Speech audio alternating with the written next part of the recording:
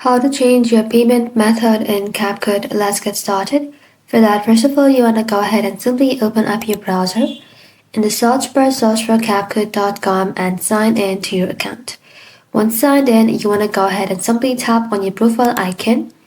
And now you want to go ahead and simply tap on Pro option to access your subscription settings.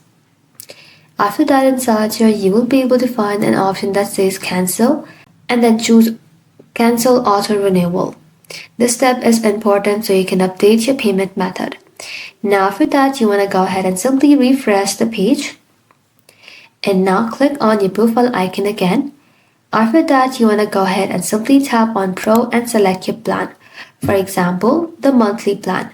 After that, you can simply tap on Purchase.